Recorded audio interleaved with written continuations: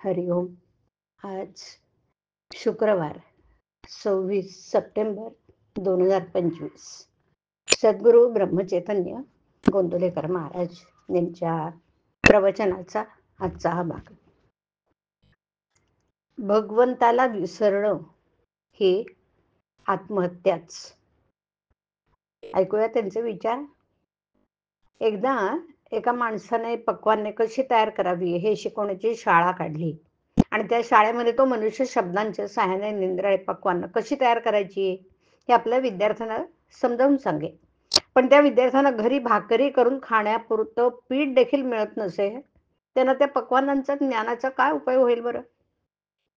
त्याचप्रमाणे वेदांताच्या गोष्टी किंवा ज्ञान हे पक्वान्नांच्या ज्ञानासारखंच आहे. जो मनुष्य वेदांताचा नुसताच अभ्यास करतो त्याला त्यापासून तसा काही फायदा होत नाही. जे ज्ञान व्यवहारात लागू पडत नाही ते ज्ञान खरं असलं तरी आपल्याला उपयोगाचं नाही.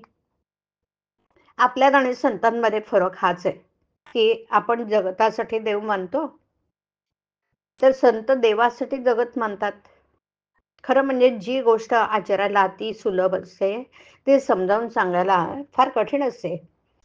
ती तरी अनुभवानेच आणायची असते.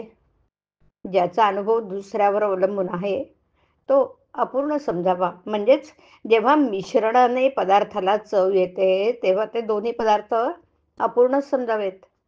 या जगात सर्व दृष्टीने पूर्ण असा एक भगवंतच आहे.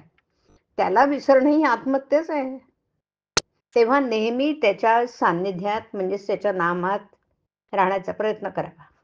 सर्व कीर्तनांचं सार हेच असतं, फक्त मांडणी निराळी.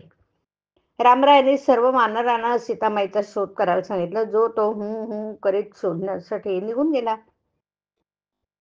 परंतु मारुती अतिबुद्धिमान, त्याने सीतेला कसं ओळखायचं म्हणून विचारलं. त्यावर श्रीरामांनी पुष्कळ वर्णन केलं. ती सुंदर आहे म्हणून सांगितलं, परंतु सुंदर स्त्री कशी दिसते हे त्याला माहिती नाही.